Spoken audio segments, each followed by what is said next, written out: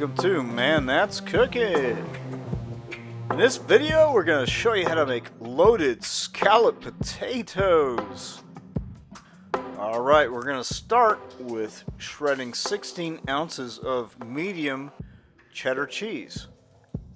Now you may ask, why hand shred cheese? Well, the reason is simple. Number one, pre-shredded cheese actually contains chemicals to keep the parts separated. And you're going to burn some calories. You're going to need that for this recipe. Next, you want to trim up some green onions, take the roots off, take the nasty ends off, and then just chop them up like this. Small little bits, and set it aside. Next, you want to remove the outer skin from an onion. Then you want to slice it as thinly as possible. If you have a mandolin, this is the best way that you can slice it using the thinnest blade. However, when it gets down to the small piece, don't use your hands, don't use your fingers, because you're going to put your finger right into the blade. Don't be like man. Don't be a cowboy, and just a heads up, you won't be able to unlock your phone if you do that. Next thing, you want to finely chop up about 3 cloves of garlic. Then go ahead and chop up about 3 sprigs of rosemary and 3 sprigs of fresh thyme. I mean, you can use not fresh if that's what you're into, but this stuff's cheap. Go ahead and use fresh. Alright, it's baking time, baby. So instead of putting all the slices individually into a pan, and you're not going to fit all the package in a pan at once, what you should do is slice the bacon just like this. Then put it in the pan, and then cook it at a medium temperature. Now while you're cooking the bacon, it's time to peel the potatoes. Go ahead and peel all the potatoes. If you don't want to peel the potatoes, that's fine. You can leave the skin on. Just make sure you wash it, because who knows what's on a potato skin these days. Now we're going to use the mandolin once again. And we're not using the thinnest blade that was previously used for the white onion. This is a little bit of a thicker blade. It's the next step up.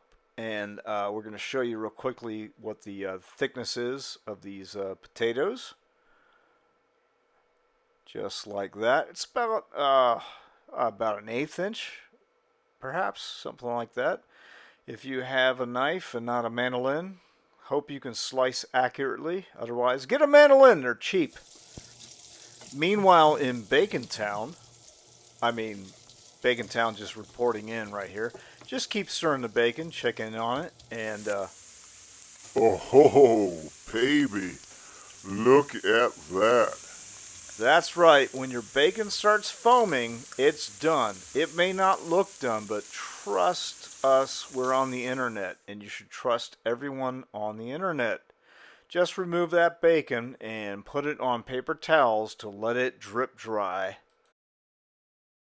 Once all the bacon is removed, you want to keep about 2 tablespoons of bacon grease in the pan.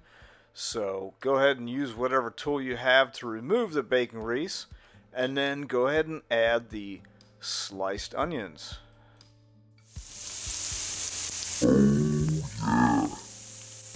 Oh yeah, do you smell that? That's the smell of success. This is deliciousness at its prime. Alright, it's time to build this sauce, so follow this. We're going to add the garlic, going to add the flour. Keep stirring, add a little bit more, stir some more. Next, the chicken broth, the whole can. Believe it or not, that's where the flavor is at. And next, we're going to add some regular whipping cream. Next, we're going to add 8 ounces of cream cheese. It's sliced up just like this. It was brought to room temperature so that we can easily incorporate it, or not so easily. And continue to stir in the whipped cream. Go ahead and stir in some more of the herbs, and that's going to make this even more intensely delicious. pour in some more of the whipping cream. And by the way, heavy whipping cream is a good idea for this recipe, but supply chain issues, so if you can't get it, regular whipping cream is good too. So here's the assembly station. We've got the cheese, the onions, we've got the sliced potatoes, we've got the remainder of the herbs, we've got this workhorse 9x13 pan, we've got the sauce, and oh, the bacon. Look at all that bacon. So let's grease this workhorse down with your friend Pam. She's slippery. Next, put a layer of potatoes down. Next, you want to lay down some sauce on these potatoes, and you want to make sure that you don't overdo it like Man's doing here, because you got to be conscious about how much of each thing that you use for each layer. You may have up to 5, 6, 7 layers of stuff. So after you put down the sauce, put down a layer of your shredded cheese, followed by some of the green onions and some of the bacon. And following that, just repeat the same process. Keep the layers going. Make sure you keep an eye on the quantity of each item that you have for each layer so that you don't run out. And just repeat the process until you get to the top layer. Now, some of you might be wondering, I want to cook this for a holiday. Can I make it ahead of time? Yes. Just make it one day ahead of time. Don't go for 2 or 3 days, because your potatoes are going to get nasty. Alright, so this is the final layer, and just to show you what we do here, it's nothing fancy. Just gonna put the remainder of each item on top of the potatoes and try to make it as pretty as possible. Now, when it's time to cook this, put some aluminum foil over the pan. That's going to let the potatoes kind of braise in their own liquid, and it's going to help to tender out the potatoes. You want to cook it at 350 for about 30 minutes, and then give it the old toothpick test. Alright, so it's been 30 minutes, and we're going to give it the toothpick test, and that's really simple. We're just checking the resistance from the potato, and as you can see here, this potato is moving. I mean, we're not even close to done, and the pull-out game is pretty bad right there. So cover it up, put it back in the oven. Here's the next test. It's been another 20 minutes, and you can see here it's going in with a lot less resistance. You can see the cheese is bubbling.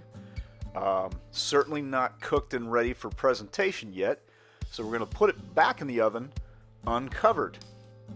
So the foil is a way to make the potatoes tender, and then once you get them pretty close to tender, you can cook it without the foil to make everything brown. You can also use the broiler in your oven, but it's not necessary. That didn't happen here. And the reason why it's all open like this is you don't have to cook it at 350. You can cook it at 325. You can cook it at 400.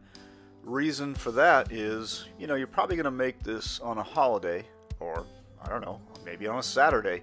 But that means you're probably going to have something else in your oven as well. And yes, you can cook this along with whatever you're doing. If you're heating up a ham at, say, 325, yes, you can cook these potatoes. It's going to take a little bit longer.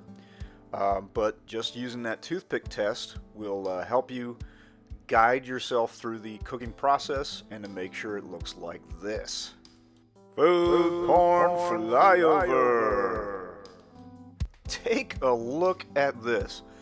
Is this loaded or what? I mean, what else could you add to make this more loaded? I don't know, maybe some pepperoni or some sour cream or another government stimmy check?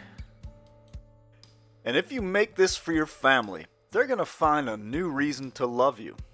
Hopefully they had a few beforehand, but if not, you're welcome. Alright, so let's dig into this potato masterpiece and see what we've got. It's like digging into a brownie dish or something. Oh man, I feel the suspense. Look at this. Look at this. Look at how this cheese is melted. Oh, the potatoes sliding off right there. Oh yeah, this is good stuff. Now that is a rock star plate right there. Take a look at that. Look at that steam coming off of that. And let's look inside and see the layers. Oh, layers of heavenly goodness. Let's have a moment of silence for people that don't eat bacon. And that's it. Welcome back to our show. This is amazing stuff. I mean, gotta try this recipe. Thanks for watching. Check us out on Facebook. Check us out on Instagram. Visit our website, manthat'scooking.com. We've got a bunch of other recipes. And we hope you make this and let us know in the comments section how it turned out.